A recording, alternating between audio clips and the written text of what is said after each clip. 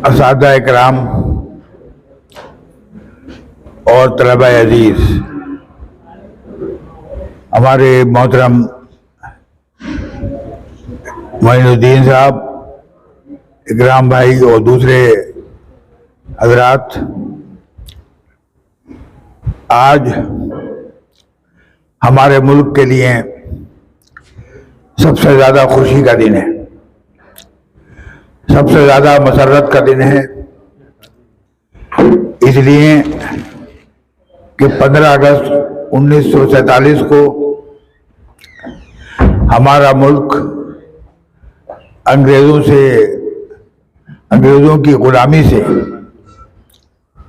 आज़ाद हुआ और हम दुनिया के आज़ाद मुल्कों में शामिल होने लगे। ये बात हमारे मुल्क के हर फर्द के लिए, चाहे वो किसी भी मजहब का ताल्लुक हो, वो निहायत ही मसरत की है, खुशी की है कि हम गुलामी से आज़ाद हुए और हमारा मुल्क आज़ाद हुआ। ये आज़ादी हमको आसानी से नहीं मिली है। सबको मालूम है कि तकरीबन 200 साल तक हिंदुस्तान के अवाम ने गुलामी का तोक अपने गले से निकालने के लिए जद्दोजहद की, कुर्बानियां दी, अपनी जानें दी और सब हिंदू और मुसलमानों ने मिलकर इस मुल्क के आज़ादी के लिए जंग लड़ी। 200 साल पहले अंग्रेजों ने इस मुल्क पर कब्जा कर लिया था अपनी चालबाजी से और जुल्म और ज्यादती करके। हम गुलाम हो गए थे और हिंदुस्तान इक़्तिसादी एतबार से, माली एतबार से कंगाल हो गया था। इसलिए कि अंग्रेज़ों को तो अपना मुल्क खुशहाल करना था, हमारे मुल्क को उसे कंगाल करना था। इसलिए हमारे मुल्क इक़्तिसादी एतबार से और समाजी एतबार से बिल्कुल बर्बाद हो गया था। ये बाहकीकत भी हमारे सामने रहनी चाहिए कि इस आज़ादी के हासिल करने में मुसलमानों का सबसे बड़ा, आप हिंदुस्तान के किसी भी कोने में जाएंगे, वहां सबसे ज्यादा कुर्बानियां मुसलमानों ने दी। यहां पर भैसाली ग्राउंड में जो शहीद हुए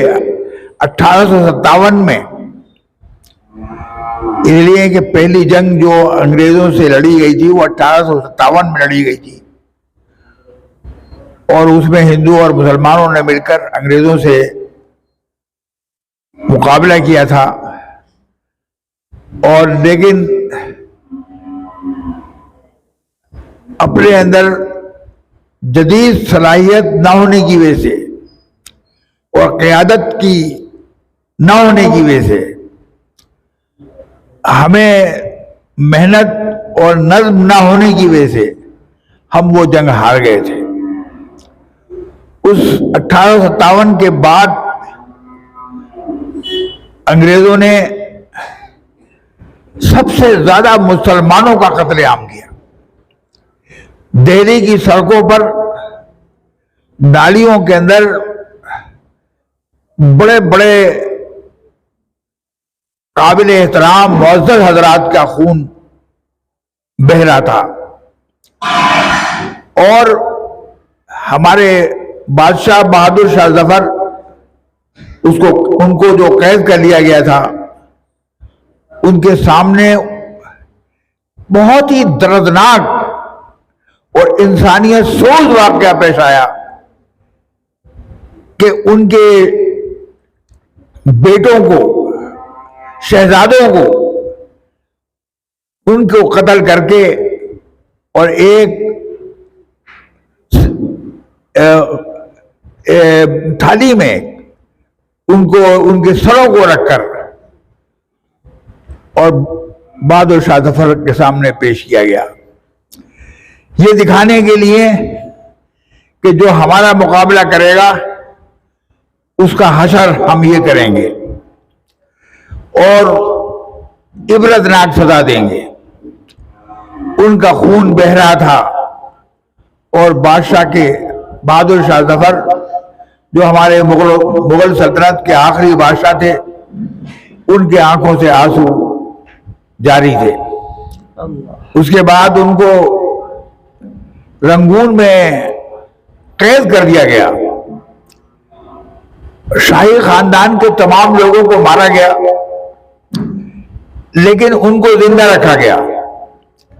ताकि दुनिया देखे कि ये बादशाह जो इस मुल्क का बादशाह था, जहां उसने तकरीबन 300 साल मुगलों ने हुकूमत की हिंदुस्तान में, आज वो हमारे पिंजरे में है, हमारी जेल में है, हमारी कैद में है। ये इंतहाई जुल्म था, इंतहाई जुल्म था इस मुल्क के रहने वालों कि बाहर से आके ताजिर की शक्ल में आए और आने के बाद इस मुल्क पर कब्जा किया और कब्जा करने के बाद फिर यहां हमारे अवाम पर जुल्म और ज्यादती करी। हमारे मुल्क के बेदार मर्द लोग हजरत शाह वलीउल्लाह या हजरत शाह अब्दुल अजीज, जिन्होंने हिंदुस्तान को अंग्रेजों के खिलाफ जंग करने के लिए फतवा दिया, इसी तरीके से हमारे उलमा, मदारिस, हमारे वो दीनी मदरसे, दीनी इदारे और बड़े बड़े उलमा मैदान में निकल आए और उन्होंने मुल्क की आज़ादी के लिए महात्मा गांधी, सुभाष चंद्र बोस और दूसरे हिंदू रहनुमाओं के साथ कदम से कदम मिलाकर, कंधे से कंधे मिलाकर हमने आज़ादी हासिल की। हम समझते हैं कि तारीख के अंदर हजरत मौलाना कासिम नानोतवी, हजरत मौलाना रशीद अहमद गंगोही, हजरत मौलाना शेखुल हिंद रहमतुल्लाह अलैह, हजरत मौलाना हुसैन अहमद मदनी, हजरत मौलाना मुफ्ती किफायतुल्लाह देहलवी और हजरत मौलाना हिफ्जुर रहमान साहब, हजरत मौलाना अबुल कलाम आज़ाद, इस तरीके से और दूसरे बड़े बड़ी इल्मी और दीनी शख्सियात ने अंग्रेज के सामने अपने आप को मुकाबले के लिए खड़ा कर लिया और इंतहाई कोशिश के बाद, जेलें काटने के बाद, मसाइब बर्दाश्त करने के बाद इस मुल्क को आज़ाद कराया। आज़ादी के बाद, आज़ादी के लिए तो हम लोग कंधे से कंधा मिलाकर जंग कर रहे थे, लेकिन आज़ादी के बाद 1947 में जो हालात पेश आए वो बहुत ही अफसोसनाक थे। हजारों की तादाद के अंदर हिंदू और मुसलमानों का कत्ल हुआ, ज्यादा तादाद में मुसलमानों का कत्ल हुआ और उसके बाद पाकिस्तान बना। पाकिस्तान के बनने की वजह से यहाँ आपस के अंदर शदीद इख्तलाफात और बुग़्ज़ और नफरत के जज्बात पैदा हो गए।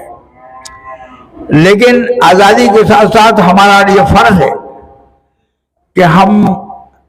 अगर इस मुल्क को तरक्की देना है, अगर इस मुल्क को बदनामी से बचाना है, इस मुल्क को खुशहाली की तरफ लाना है, तरक्की की तरफ लाना है, तो हमें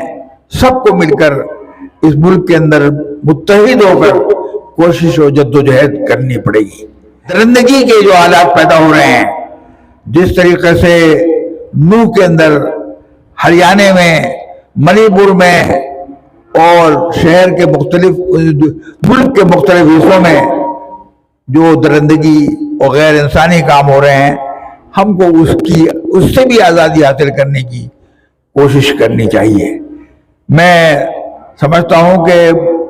मदारिस की ये जिम्मेदारी है कि वो दुनिया कुछ भी कर रही हो, लेकिन हमें इंसानियत का पैगाम देना है, हमें मोहब्बत का पैगाम देना है, हमें बाहमी इत्तेहाद का पैगाम देना है और तालीम हासिल करना। इसके साथ साथ हमारे मदारिस के लिए ये रास्ते भी खुले हुए हैं कि अगर वो चाहें तो अंग्रेजी की इम्तहानात देकर जुडिशरी में जा सकते हैं, IAS में जा सकते हैं। और इस मुल्क की तरक्की में हम मदरसे वाले क्यों महरूम रहे हैं? हम क्यों ना दूसरे मनासिब को हम लोग क्यों महरूम रहे हैं? हमको भी चाहिए कि हम इस मुल्क के अंदर आला तालीम हासिल करके दीनी और दुनियावी, जदीद और कदीम तालीम के अंदर कोई फ़र्क नहीं है, सारी तालीम है जो हुक्म दिया गया है इल्म हासिल करने का। वो इल्म जो है वो कुदरत के तमाम जो चीज़ें हैं तो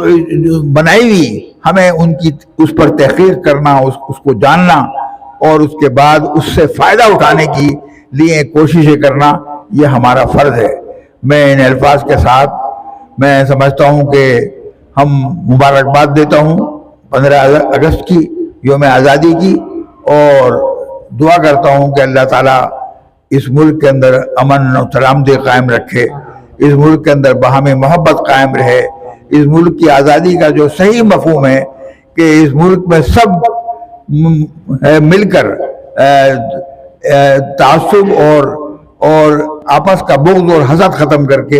इस मुल्क की तरक्की के लिए हिस्सा लें। आखिर दावाना।